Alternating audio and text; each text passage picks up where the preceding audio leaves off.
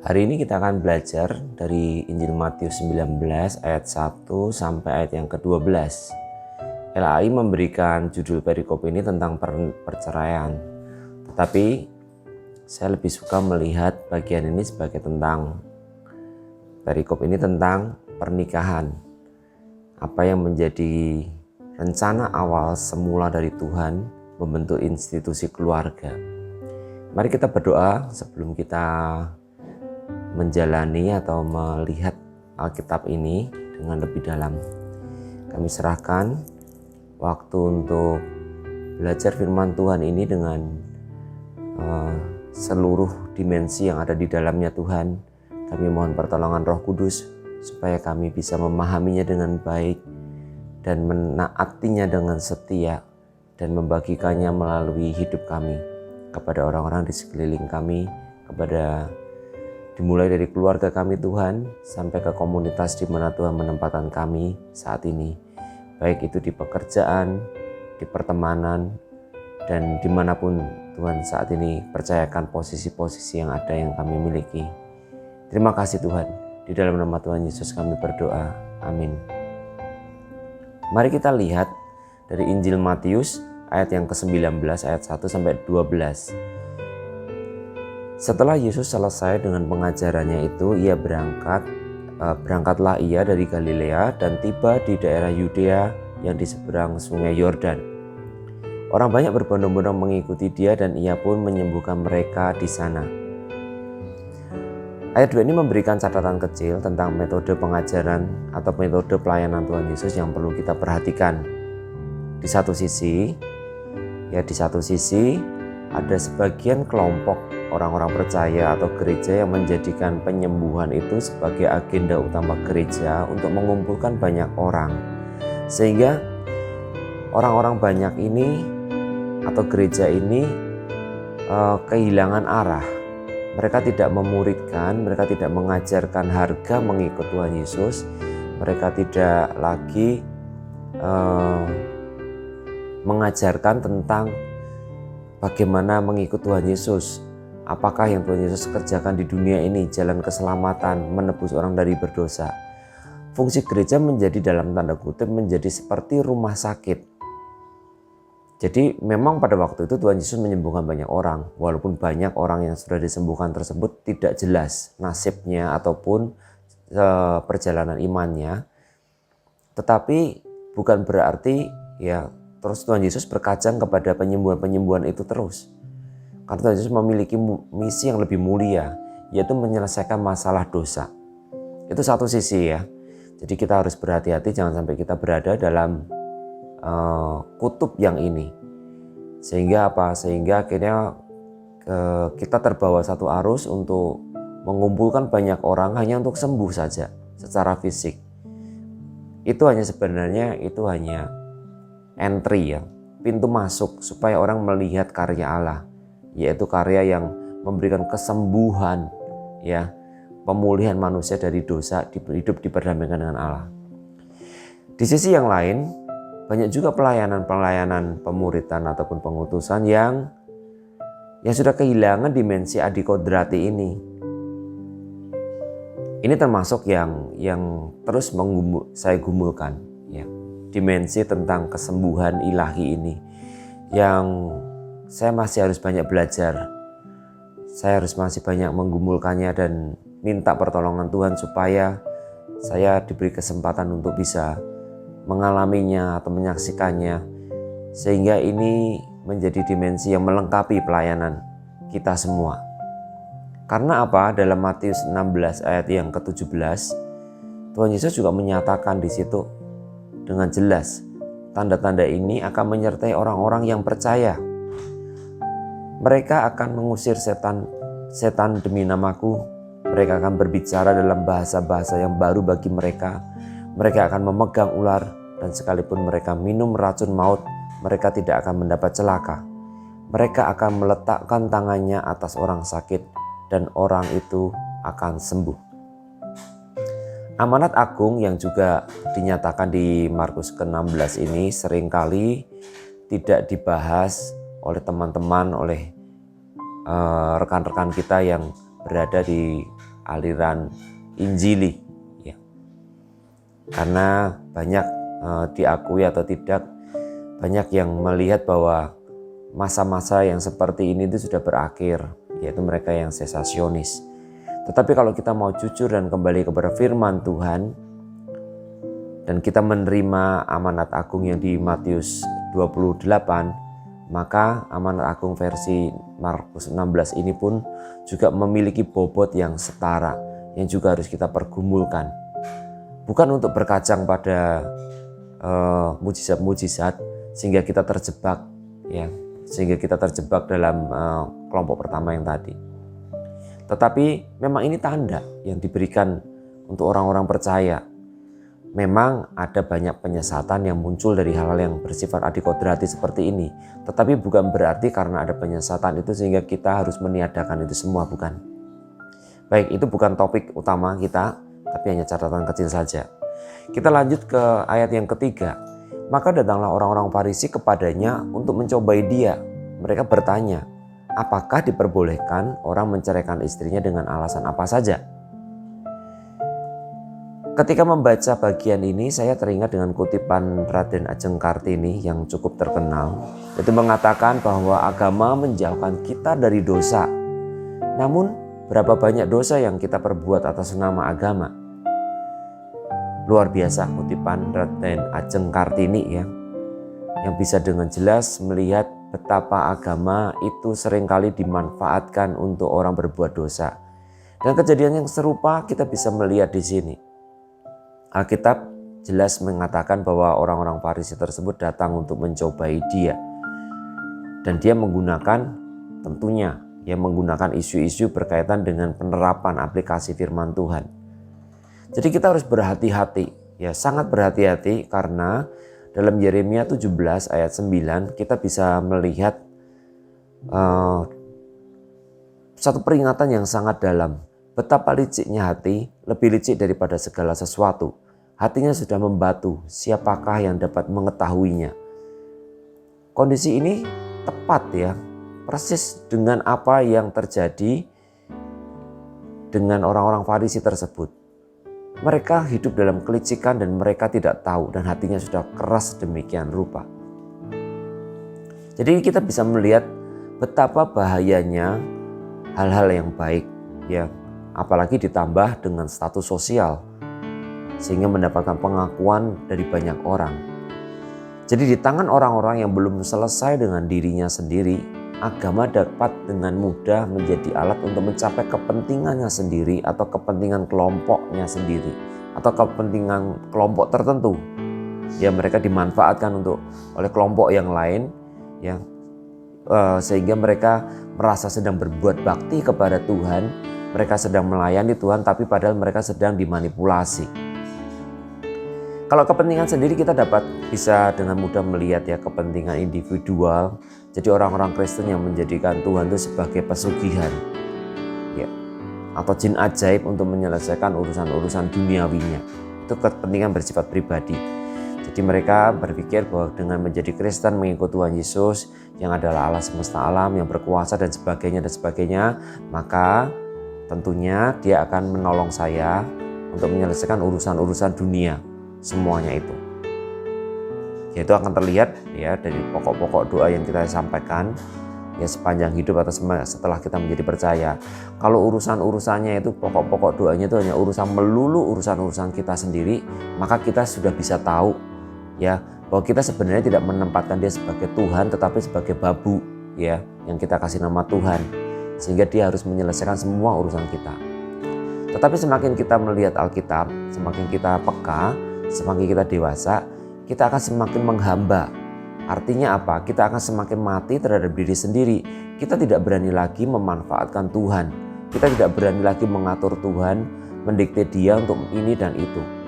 Sehingga seperti Tuhan Yesus selalu, ya, dalam setiap permohonan kita untuk masalah-masalah yang besar maupun yang kecil, jika engkau kehendaki. Jadi bukan kehendakku yang jadi, tetapi kehendakmu. Nah, itulah, ya, agama, ya, secara individual bisa diperlakukan seperti itu, dan itu memabukkan. Itu bisa membuat orang sampai akhir hidupnya tersesat, ya, dan bahkan mengajarkan kepada orang-orang di sekelilingnya. Enak lo ikut Tuhan karena apa? Sekarang bisnisku lancar. Enak lo ikut Tuhan sekarang apa? Karena semua jadi sukses, diberkati secara materi dan seterusnya. Lalu kalau berbicara tentang kepentingan golongan, ya kita bisa melihat ya contohnya pada waktu itu orang-orang Farisi, imam kepala, mereka membela agama ataupun keyakinan atau tradisi keyahudian mereka. Dan kalau saat ini kita juga bisa melihat ya itu juga terus sedang terjadi saat ini, bagaimana antar gereja atau lembaga pelayanan mereka bisa saling beradu ya, bersaing, saling memfitnah, rebutan domba dan sebagainya, perpecahan. Bahkan dalam satu gereja sendiri terjadi seperti itu. Seperti gereja-gereja ya, ada beberapa gereja besar ya, atau bahkan juga sinode, mereka terjadi baku hantam di dalamnya. Ya itulah ketika agama menjadi sarana untuk kepentingan tertentu. Bahkan dalam bentuk yang lebih besar lagi, ya kalau kita tidak berhati-hati kita bisa terjebak ya, melihat bagaimana aras satu gereja itu bisa dengan mudah ya mengabaikan rekam jejak seorang penguasa yang rasis, yang mendapatkan kekuasaan dengan cara memecah belah berdasarkan politik identitas. Ya karena penguasa tersebut memberikan banyak ya dana dan juga perhatian untuk memenangkan hati para pengurus di aras gereja tersebut, sehingga pengurus ya memberikan panggung yang luar biasa memuji-muji pemimpin tersebut. Itu sesuatu yang sangat mengerikan. Ya, tidak ada lagi suara kenabian, ya tidak ada lagi satu koreksi. Karena apa? Sudah menerima manfaat yang bersifat materi. Ya, tapi itu nanti semua akan dipertanggungjawabkan kepada Tuhan. Ya, bagaimana rekam jejak penguasa tersebut yang rasis, yang terkenal licik, itu tiba-tiba ya didapuk menjadi pembicara untuk berbicara tentang keberagaman. Sesuatu yang sangat menggelikan di situ. Ya nanti Tuhan sendiri yang akan menjadi hakim, dan biarlah ia menyatakan didikannya, tegurannya atau hardikannya. Lalu ayat yang keempat dan kelima, ya setelah kita bisa melihat di ayat ketiga bagaimana bahayanya orang-orang yang tadi ya justru berbuat dosa karena agama, karena punya agendanya sendiri. Di ayat keempat dan lima kita melihat bagaimana Tuhan Yesus mengembalikan institusi pernikahan itu kepada maksud tujuan Tuhan semula. Ayat yang keempat, jawab Yesus, tidakkah kamu baca bahwa Ia yang menciptakan manusia sejak semula menjadikan mereka laki-laki dan perempuan? Dan firman-Nya, sebab itu laki-laki akan meninggalkan ayah dan ibunya dan bersatu dengan istrinya, sehingga keduanya itu menjadi satu daging. Kita bisa melihat adanya prinsip-prinsip pernikahan yang Tuhan Yesus kembali tegaskan di sini. Walaupun konteks pada waktu itu adalah pencobaan, tetapi Tuhan Yesus tidak pernah lelah untuk terus memberikan pengajaran yang benar, menggunakan konteks yang tidak tulus tersebut, menggunakan satu serangan tersebut untuk menjatuhkan dirinya, untuk terus memberikan pengajaran. Kita bisa melihat di situ ya apa yang Tuhan Yesus katakan itu diambil dari Kejadian 2 ayat 24. Ya sebab itu seorang laki-laki akan meninggalkan ayahnya dan ibunya dan bersatu dengan istrinya sehingga keduanya menjadi satu daging. Tuhan Yesus berusaha menanggalkan fanatisme sempit ya orang-orang Farisi, orang-orang Yahudi pada waktu itu, para pemimpin agama yang terus mengagung-agungkan Musa. Tapi Tuhan Yesus menghadapkan mereka kepada Allah Sang Pencipta yang sudah menyatakan firman ini sebagai fondasi untuk satu pernikahan. Supaya apa? Mereka itu tidak dibutakan oleh fanatisme mereka terhadap Musa. Karena apa? Ketika firman ini diberikan, ya Musa itu belum ada, ya ribuan tahun sebelumnya firman ini sudah ditegakkan. Bangsa Israel juga belum ada Taurat, hukum Taurat juga belum diturunkan pada waktu itu. Karena ini di Kejadian 2 ayat 24 Tuhan katakan dalam konteks masih penciptaan. Tapi yang namanya tadi yang dablek gitu ya, mata sudah tertutup oleh kepentingan, bukan kepentingan rohani ya kalau kita lihat, kepentingan politis sebenarnya. Karena mereka pengikut mereka berkurang, mereka merasa tersaingi oleh Tuhan Yesus. Sehingga mereka tetap saja mengeraskan hati mereka dan tidak mau menerima pengajaran Tuhan. Walaupun Tuhan Yesus menghadapkan mereka dengan Allah semesta alam, Sang Pencipta itu, hati mereka tetap keras. Mereka merasa bangga dengan hukum-hukum Musa yang mereka rasa sedang mereka pelihara begitu rupa. Kita bisa melihat juga di sini ya, bagaimana dosa itu menjadikan pernikahan sebagai ajang untuk berbuat dosa, melegalkan seks, mengabaikan keluarga, perselingkuhan dan rupa-rupa. Dan yang terus menjadi kegelisahan saat ini semakin menguat, itu adalah bagaimana kecemaran ataupun institusi pernikahan itu sudah diselewengkan begitu rupa. Padahal jelas Tuhan mengatakan di situ tentang pernikahan itu ya antara laki-laki dan perempuan, antara pria dan wanita. Tuhan tidak menciptakan Adam dan Rama ya, atau Tuhan tidak menciptakan Hawa dan Sinta. Ya, Adam dan Hawa, Rama dan Sinta. Jadi jangan dicampur-campur. Tetapi ya, manusia dengan segala hikmat duniawinya merasa bahwa itu adalah hak mereka untuk menentukan dengan siapa mereka menikah. Dan Alkitab ya diabaikan begitu saja. Mungkin di Indonesia belum begitu kuat isu ini ya. Tetapi di banyak negara ya, termasuk beberapa negara di Asia, mereka sudah melegalkan pernikahan sejenis. Itu hanya salah satu segmen ya, salah satu hal yang terjadi, bagaimana orang bisa melegalkan keinginan-keinginan mereka sendiri, baik ya menggunakan hukum Taurat maupun juga dilakukan dengan menggunakan hukum-hukum yang ada di negara tersebut atas nama kemanusiaan dan sebagainya. Yang pertama itu ya, kita bisa melihat bagaimana pernikahannya adalah inisiatif dari Tuhan, pria dan wanita ya. Dan Tuhan yang mengawalinya, menjadikannya sebagai satu institusi yang berharga, yang mulia, dengan misi yang mulia. Tetapi dosa sudah merusaknya sedemikian rupa sehingga pernikahan menjadi ajang yang seringkali menghancurkan begitu rupa. Saya yakin bahwa iblis juga bermain di sana.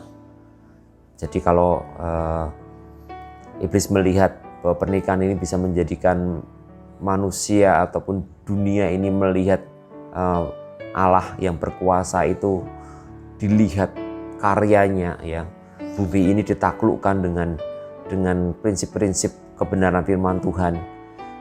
Wah, itu berbahaya sekali. Ya tidak heran kalau kita bisa melihat bagaimana yang paling menjadi perhatian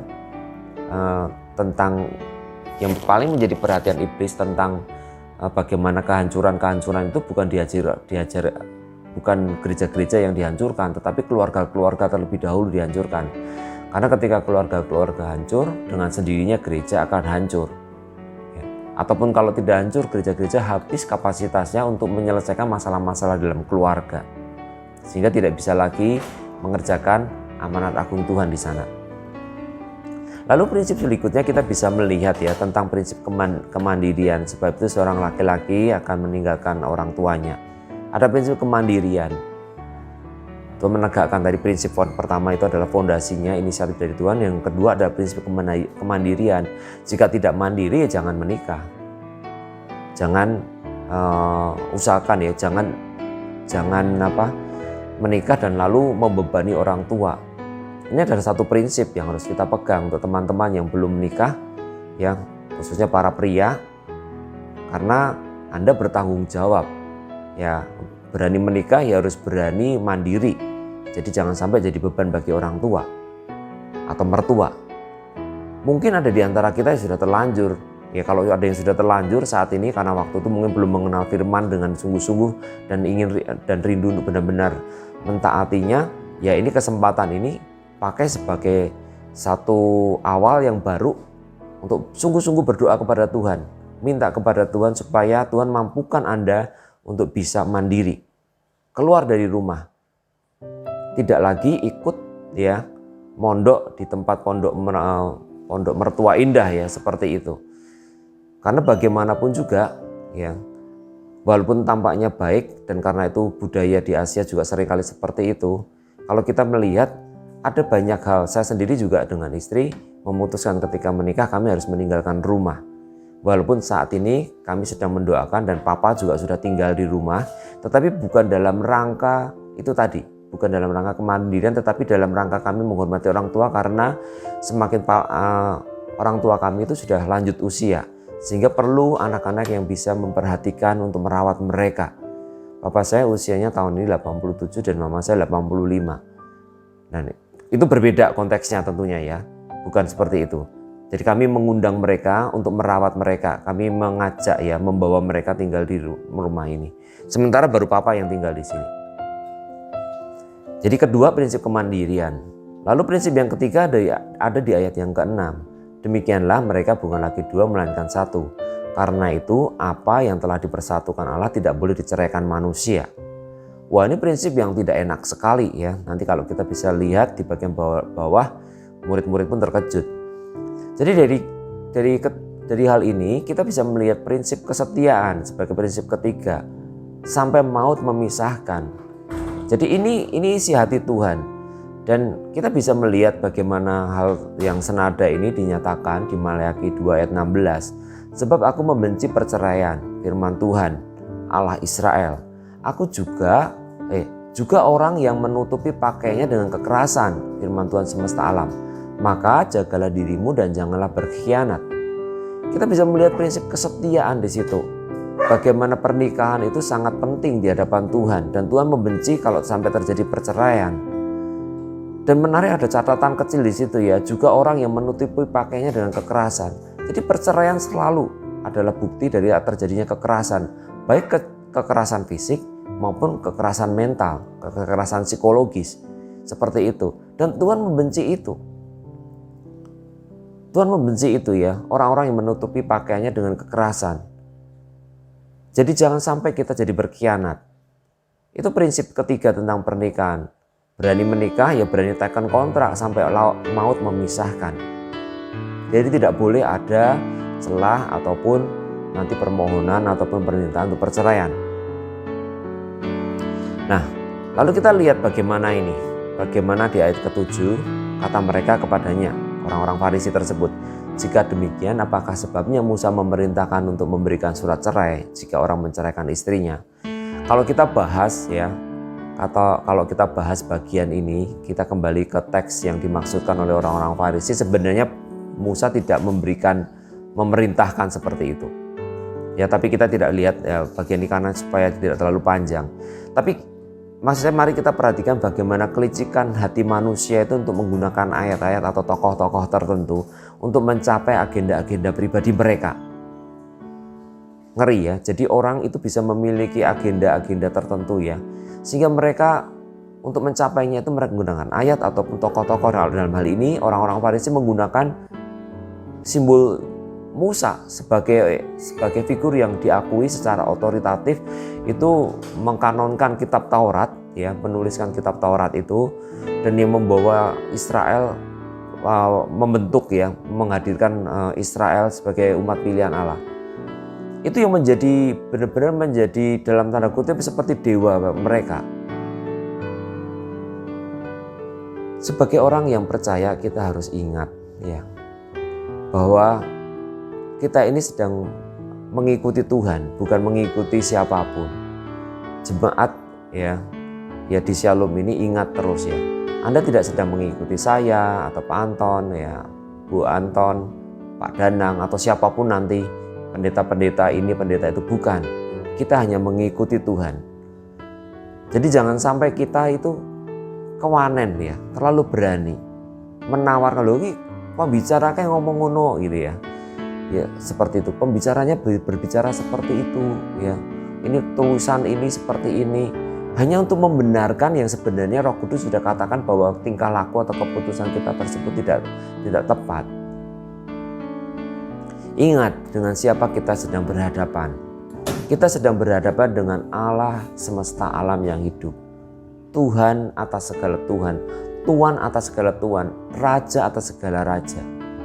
Sikap ini adalah sikap yang kurang ajar ya. Kurang ajar sekali di ayat ke-7 ini. Sikap yang kurang ajar yang serupa itu juga mirip, ya ada loh di dalam hati kita. Kita semua, hati saya juga ada. Seringkali kan kita menawar Tuhan dengan menggunakan ayat-ayat untuk mengatur Tuhan sendiri. Dengan penguasa dunia saja ya, di pemerintahan kita tidak berani sembarangan. Tetapi betapa celakanya kalau dengan Tuhan kita bisa semena-mena mengatur dia, seolah-olah memojokkan atau menyandera dia ya dengan ayat-ayat yang dia turunkan, yang dia berikan. Ini kurang ajar sekali. Oke, jadi kita bisa melihat bagaimana manusia dengan segala kelicikannya tadi itu bisa sangat kurang ajar dengan Tuhan. Hati-hati, jangan sampai kita melakukan seperti yang orang-orang Farisi ini lakukan. Lalu di ayat ke-8, kata Yesus kepada mereka, karena ketegaran hatimu, ya, Musa mengizinkan kamu menceraikan istrimu, tetapi sejak semula tidaklah demikian. Jawaban Tuhan Yesus ini menunjukkan ya betapa sumber masalah utama manusia itu adalah hati, ketegaran hati. Seperti tadi di Yeremia 17 ayat 9, betapa liciknya hati, lebih licik daripada segala sesuatu. Hatinya sudah membatu, ya dengan siapakah yang dapat mengetahuinya? Dirinya sendiri juga tidak tahu dan merasa dirinya bahwa dirinya benar seperti itu. Itulah sebabnya di bagian lain di Amsal 4 ayat 23 firman Tuhan menyatakan jagalah hatimu dengan segala kewaspadaan karena dari situlah terpancar kehidupan. Hati kita harus senantiasa terpaut kepada Tuhan, ya. Dan kita harus menjaga hati itu adalah tanggung jawab kita, ya. Menjaga hati adalah tanggung jawab kita, bukan tanggung jawab Tuhan. Jadi ada satu lagu yang cukup terkenal, itu harusnya syairnya kita ubah. Tuhan, inilah yang kau mau supaya aku menjaga hatiku. Mestinya seperti itu ya, supaya kehidupan memancar senantiasa. Itu lagu yang sangat terkenal ya, hanya dekat kasih-Mu Bapa, jiwaku merasa tentram. Kita sesuaikan dengan Amsal saja. Jadi supaya memang, karena tanggung jawab menjaga hati adalah urusan kita. Kita ganti ya. Tuhan inilah yang kau mau, ku menjaga hatiku. Nah itu. Jadi kita bersama dengan firman Tuhan, kita jaga hati ya. Tundukkan untuk senantiasa bersama-sama dengan Tuhan. Ayat ke-9. Tetapi aku berkata kepadamu, barang siapa menceraikan istrinya, kecuali karena zina, lalu kawin dengan perempuan lain, ia berbuat zina. Bagian ini senada dengan Matius 5 ayat 32. Di situ Tuhan Yesus mengatakan, aku berkata kepadamu, setiap orang yang menceraikan istrinya kecuali karena zina, ia menjadikan istrinya berzina.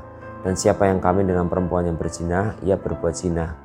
Kata zina di sini dipakai kata porneia, berbicara tentang imoralitas terkait dengan kebejatan seksual.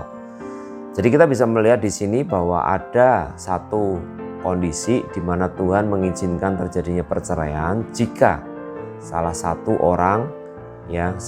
dari pasangan tersebut berbuat zina, kebejatan seksual. Itu tidak sekedar dengan pasangan yang tidak sah, melainkan juga kebejatan seksual kita bisa melihat macam-macam berupa kebejatan seksual itu bisa terjadi dalam bentuk yang sudah kita bisa lihat saat ini praktek-prakteknya seperti apa. Mulai dari yang sangat vulgar seperti kepelacuran ataupun perselingkuhan, pornografi ya. Dan kalau kita lihat tensesnya di situ yang dikatakan tentang berzina itu dalam present continuous ya. Jadi terus-menerus hidup dalam perzinahan. Ketika pasangan terus-menerus hidup dalam perzinahan, sudah ada teguran, sudah ada pembicaraan yang intens, tetapi tetap nekat, maka di sini kita bisa melihat ada kemungkinan untuk pasangan yang setia untuk menceraikannya. Ya ini sempat menjadi kontroversi ketika Pak Ahok dulu menceraikan Bu Vero. Saya termasuk yang kecewa. Tetapi kalau kita melihat firman Tuhan yang jelas dinyatakan di sini, memang apa yang diyakini oleh Pak Ahok yang tidak bertentangan dengan bagian ini. Tentu ini nanti akan menimbulkan banyak kontroversi berikutnya. Tetapi kalau kita kembali ke Alkitab, memang inilah yang dikatakan oleh Alkitab. Ya, tetapi bukan berarti tadi ya kembali ya. Tetapi ini bukan berarti bahwa Allah itu mengizinkan, menyukai perceraian. Kita melihat ada kondisi-kondisi tertentu yang seringkali memang benar-benar tidak terhindarkan, yang menjadikan ya munculnya tadi ya kebejatan moralitas, kebejatan seksual seperti itu yang menjadikan terpaksa hal yang tidak ideal ini terjadi. Tapi ini bukan rencana Tuhan. Kalau bisa ya, kalau memang kita sungguh-sungguh hidup dalam Tuhan, kita sungguh-sungguh mengakui Tuhan sebagai Tuhan kita, sebagai Raja kita, maka ini tidak akan terjadi karena ini mendukakan hati Tuhan. Itulah sebabnya ya di bagian lain firman Tuhan menyatakan janganlah kamu menjadi pasangan yang tidak seimbang. Jangan sampai kita menikah dengan orang yang tidak seiman. Karena apa? Beda standar. Orang yang sama standarnya pun masih bisa jatuh, apalagi yang beda standar. Dimana mungkin di standar agamanya itu mengizinkan perceraian bisa dilakukan saja dengan alasan-alasan yang sangat praktikal. Tentu kita tidak ingin ya kita menjadi korban. Tuhan memberikan firman-Nya supaya apa? Pernikahan itu kembali ke maksud rencana Tuhan, di mana manusia ya melalui pernikahan, melalui keluarga itu mengerjakan mandat budaya, yaitu untuk apa? Memelihara bumi ini, menyatakan kebaikan-kebaikan pemeliharaan kasih Tuhan kepada bumi ini. Kemudian ayat yang ke-10. Ini respon para murid. Murid-murid itu berkata kepadanya, jika demikian halnya hubungan antara suami dan istri lebih baik jangan kawin. Ini sepertinya memang mengejutkan perkataan Tuhan Yesus ini. Karena apa? Kita bisa dengan mudah memahami. Jadi pada waktu itu budaya yang pada waktu itu orang bisa dengan mudah ya menceraikan pasangannya ya dengan tuduhan tentang perselingkuhan atau perzinahan, mereka bisa ceraikan begitu saja. Dan murid-murid berada dalam kondisi yang seperti itu, dan orang-orang ahli Taurat, imam-imam kepala yang menegakkan syariat yang seperti itu, sehingga ketika Tuhan mengembalikan ya tadi menyatakan tentang maksud rencana Allah. Ya maksud rencana Allah yang semula, mereka kaget. Waduh, mendingan ora kawin wae ya. Lebih baik tidak nikah jika seperti itu. Karena apa? Ternyata perkawinan itu membutuhkan komitmen yang luar biasa. Tadi ya sampai maut memisahkan. Dua belah pihak harus siap seperti itu. Tapi nilai yang begitu mulia, standar yang begitu tinggi tentang pernikahan itu kan sudah di downgrade, sudah mengalami tergerus oleh peristiwa-peristiwa dan akhirnya oleh persetujuan komunitas ya, situasi-situasi yang serba permisif akhirnya menjadikan pernikahan itu standar yang tinggi tadi turun sedemikian rupa, dan ini mengejutkan para murid. Ya tapi tidak apa-apa ya, kita bisa melihat bagaimana Tuhan Yesus tetap selain mengajar, menegur para orang-orang Farisi tersebut, dia juga menegakkan ulang tentang definisi pernikahan, institusi pernikahan yang Allah rencanakan dari semulanya. Kaget sih pasti ya. Tapi tidak apa-apa, di situ justru Tuhan Yesus menambahkan ya ayat 11 dan 12. Tuhan Yesus justru menambahkan lagi, akan tetapi ia berkata kepada mereka, tidak semua orang dapat mengerti perkataan itu, hanya mereka yang dikaruniai saja. Ada orang yang tidak dapat kawin karena memang lahir demikian dari rahim ibunya, dan ada orang yang dijadikan demikian oleh orang lain. Nah ini kedua hal ini adalah adalah hal yang sudah sering mereka jumpai. Ya, mereka sudah maklum, sudah melihat hal itu. Ya karena pada waktu itu tentu mereka masih juga melihat bagaimana budak-budak itu dikebiri ya, seperti kalau istilah sida-sida itu ya.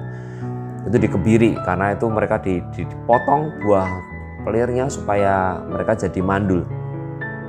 Tapi juga ada orang yang memang dari lahirnya sudah mandul. Nah di sini Tuhan Yesus menambahkan ada orang yang membuat dirinya demikian karena kemauannya sendiri oleh karena kerajaan surga. Ini yang Tuhan Yesus tambahkan. Dan nanti para murid menemukan ini dalam figur siapa? Paulus ya. Siapa yang dapat mengerti, hendaklah ia mengerti. Ya, jadi ada satu misteri ya, ada sesuatu pernyataan yang sering kali Tuhan Yesus gunakan ya. Siapa bertelinga, ya hendaklah ia mendengar. Di sini siapa yang dapat mengerti, ia hendaknya mengerti. Tidak kita bahas, tetapi saya akan bacakan saja secara cepat apa yang Tuhan Yesus maksudkan di sini. Tuhan Yesus nyatakan di sini yang tertulis di dalam 1 Korintus 7 ayat 1 sampai ayat yang ke-7. Dan sekarang tentang hal-hal yang kamu tuliskan kepadaku adalah baik bagi laki-laki kalau ia tidak kawin. Tetapi mengingat bahaya percabulan, baiklah setiap laki-laki mempunyai istrinya sendiri dan setiap perempuan mempunyai suaminya sendiri. Hendaklah suami memenuhi kewajibannya terhadap istrinya, demikian pula istri terhadap suaminya. Istri tidak berkuasa atas tubuhnya sendiri, tetapi suaminya. Demikian pula suami tidak berkuasa atas tubuhnya sendiri, tetapi istrinya. Janganlah kamu saling menjauhi kecuali dengan persetujuan bersama untuk sementara waktu, supaya kamu mendapat kesempatan untuk berdoa. Sesudah itu hendaklah kamu kembali hidup bersama-sama, supaya iblis jangan menggodai kamu karena kamu tidak tahan bertara. Hal ini kukatakan kepadamu sebagai kelonggaran, bukan sebagai perintah. Namun demikian alangkah baiknya kalau semua orang seperti aku. Tetapi setiap orang menerima dari Allah karunia-Nya yang khas, dan seorang karunia ini, yang lain karunia itu. Kita tidak membahas secara detail tentang masalah panggilan ini, tetapi dalam konteks perikop yang kita baca tadi, Tuhan Yesus menyatakan bahwa akan muncul banyak orang yang karena cintanya dan karena memang tuntutan pelayanan dia harus kesana kesini, orang tersebut diberikan karunia untuk tidak menikah, karunia melajang, mendevosikan, mengabdikan hidupnya sepenuhnya untuk Tuhan. Nah, itu yang bisa kita lihat tentang maksud rencana Tuhan yang mulia tentang pernikahan. Lalu apa kaitannya dengan kita semua saat ini? Saya tidak tahu Bapak Ibu Saudara sekalian saat ini bagaimana kehidupan pernikahan kita saat ini. Nah, namun kalau kita melihat mungkin ada banyak di antara kita atau mungkin beberapa yang kehidupan pernikahannya tidak sampai kepada maksud rencana Tuhan. Artinya apa? Bisa jadi kita hidup sudah dalam perceraian, di mana iblis sudah bertahta dan memperoleh kemenangan pos atau kubu kemenangan di sana. Tetapi itu jangan menjadi alasan untuk kita akhirnya kecewa dan berhenti melayani Tuhan. Selalu ada harapan. Selama pasangan belum menikah lagi dan belum mempunyai anak, doakan supaya kembali. Mungkin sulit, sudah ada bekas luka di mana-mana, tapi justru melalui hal yang sulit tersebut, melalui luka-luka yang ada, Bapak Ibu sekalian bisa merasakan bagaimana tangan Tuhan yang memulihkan. Sekali lagi jangan sampai kita mengandalkan pikiran ataupun penghakiman kita atas diri kita sendiri maupun atas kalau yang sudah cerai atas mantan itu atas pasangan kita, mantan istri atau suami kita. Doakan sungguh-sungguh agar Tuhan pulihkan. Karena apa? Maksud Tuhan lebih baik. Saya tidak mengatakan ini mudah, tetapi jika kita mau mentaatinya, kita bisa melihat sendiri bagaimana campur tangan Tuhan. Jadi ini kesempatan bagi kita untuk benar-benar mengalami Tuhan. Tuhan memberikan pemulihan, sehingga itu bukan lagi cerita dari sana, dari luar sana, tetapi menjadi cerita kita sendiri, di mana Tuhan karyanya itu semakin nyata kita alami. Jadi jangan mau ditipu oleh iblis, pasti kamu tidak mampu, pasti nanti dia begini lagi, pasti seperti ini. Dengan pertimbangan-pertimbangan manusia kita yang terbatas, sehingga kita justru mengabaikan campur tangan ataupun kuasa Tuhan yang tidak terbatas. Atau mungkin ada di antara kita yang sedang terus mempertimbangkan tentang perceraian, karena mungkin tidak puas dengan pasangan kita, karena satu hal dan lain sebagainya. Mungkin bukan karena perselingkuhan mungkin karena masalah ekonomi, masalah kondisi-kondisi yang lain seperti itu. Kalau kita kembali kepada maksud rencana Tuhan dan bagaimana Tuhan sangat menghormati dan membentuk lembaga pernikahan, dan kita mau sungguh-sungguh taat dan menjadikan dia raja dan penguasa atas pernikahan kita, ini saatnya kita kembali bertobat minta ampun kepada Tuhan karena membiarkan pikiran-pikiran ataupun ide perceraian yang dibenci oleh Tuhan itu menari-nari dan terus merayu-rayu kita untuk melakukannya. Sehingga membuat apa? Tentunya membuat pasangan kita semakin tidak aman. Itu juga akan mengancam menghancurkan anak-anak. Sekali lagi, akhirnya ketika terjadi perceraian, rencana Tuhan itu tidak bisa diwujudkan dengan seluruh potensi dan kemuliaannya untuk menjadi kesaksian yang baik bagi keluarga besar Karena melihat, aduh ternyata anak Tuhan ini juga bercerai seperti ini. Ataupun bagi masyarakat, wong Kristen yo padha wae. Ya, cerai seperti itu. Untuk kita yang memiliki pernikahan yang indah, yang diberkati, gunakan ini sungguh-sungguh, tanamkan ini sungguh-sungguh, dan mulai berdoa agar kita bisa menjadi pendoa-pendoa bersama-sama dengan Tuhan, mendoakan mungkin saudara kita, ataupun mungkin ada jemaat, atau mungkin jemaat tempat lain yang kita dengar kisahnya yang berada dalam ambang perceraian atau sudah cerai. Kita menjadi rekan sekerja Tuhan untuk terus memulihkan maksud rencana Tuhan yang begitu indah dan luar biasa ini. Karena ini lembaga yang pertama Tuhan bentuk loh. Pernikahan itu adalah lembaga yang Tuhan pertama bentuk. Sebelum ada gereja, sinode, aras gereja dan sebagainya. Tapi justru inilah yang sekarang sedang dihancurkan begitu rupa. Jadi apapun kondisi kita saat ini, mari kita kembali kepada rancangan Allah yang semula tentang pernikahan. Perikop ini menunjukkan, di sini kita bisa melihat perikop ini tadi bagaimana orang-orang Farisi itu ingin mendatangkan keburukan atas Tuhan Yesus, ingin mencobai Tuhan Yesus, ingin menyalahkan Tuhan Yesus, ya, ingin menabrakkan Tuhan Yesus dengan Taurat Musa seperti itu. Namun kita bisa melihat walaupun dalam kondisi yang seperti itu Tuhan Yesus tetap memberikan pengajaran, dan pengajaran itu sangat berguna untuk kita dan bahkan untuk seluruh umat manusia. Percaya atau tidak, kalau mereka melakukan apa yang prinsip Allah pencipta ini, Tuhan ini, hidup mereka, keluarga mereka itu akan diberkati. Mereka akan menjadi teladan, mereka akan mendapatkan respect. Tetapi siapapun kita, ya, pendeta pun atau siapapun, ketika keluarganya morat-marit, orang akan kecewa, jadi batu sandungan, atau bahkan lebih buruk lagi mencemooh. Ini hukum yang Tuhan berikan institusi awal sebelum agama-agama ada. Ya, berlaku universal. Jadi jangan sampai kita yang mengetahui kebenaran justru kita menginjak-injaknya. Jadi kalaupun kita sudah terlanjur, ya mungkin kita tidak bermaksud menginjak-injak ya, tapi kita terpleset, tidak berdaya karenanya. Ini saatnya untuk kita kembali kepada Tuhan. Ini saatnya untuk kita minta pertolongan Tuhan memulihkan. Jangan percaya pikiran Anda sendiri. Jangan percaya situasi-situasi ataupun kalkulasi Anda sendiri. Tapi percayailah Tuhan yang sanggup melakukan jauh melampaui segala yang kita pikirkan. Dia Tuhan, dan perlakukan, hormati Dia sebagai Tuhan. Dia Raja, sembah Dia sebagai Raja. Takuti perintah-perintahnya, itu kita lakukan dengan setia. Dan biarlah Dia yang sebagai Bapa yang menyayangi kita itu memberikan pemulihan, dan kita semakin diteguhkan, dikuatkan, dan menjadi alat kesaksiannya yang luar biasa. Mari kita berdoa. Kami berterima kasih melalui firman yang singkat ini, perikop yang singkat ini kami belajar banyak Tuhan. Dari sikap manusia berdosa yang mengerikan sekali karena terjebak oleh berbagai-bagai kepentingan sehingga hatinya sudah mengeras membatu, menipu dirinya sendiri, menipu sesama dan berusaha justru ingin mencobai Tuhan. Sampai bagaimana Engkau meresponinya.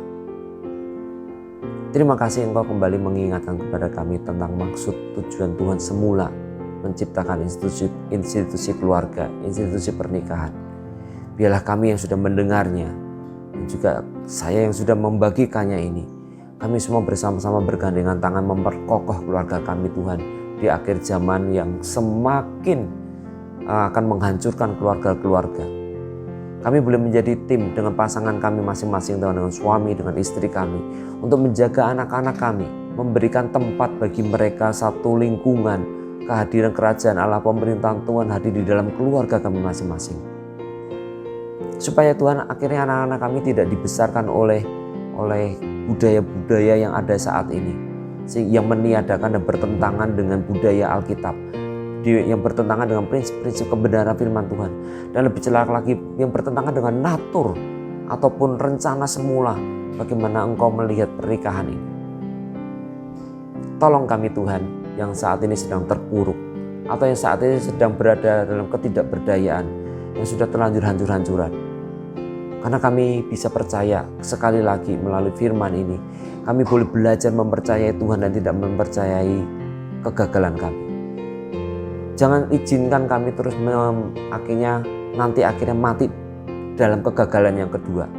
Mungkin sudah gagal dalam kehidupan keluarga kami.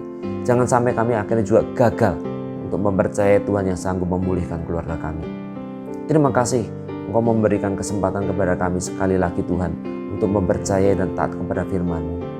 Datanglah kerajaan-Mu Tuhan, dan jadilah kehendak-Mu atas setiap orang yang mengasihi-Mu, mau mentaati firman-Mu di bumi ini seperti di dalam surga. Sehingga sungguh-sungguh Tuhan, kami boleh akhirnya nanti sebelum menutup mata, sebelum mencapai garis akhir, kami bisa menceritakan bahwa dari hidup kami yang gelap, Engkau sudah membawa kami pada terang-Mu yang ajaib. Untuk menceritakan perbuatan dan kasih-Mu yang begitu besar, yang melampaui segala akal dan situasi dan kondisi yang ada. Karena kami percaya. Terima kasih Tuhan. Dalam nama Tuhan Yesus. Amin.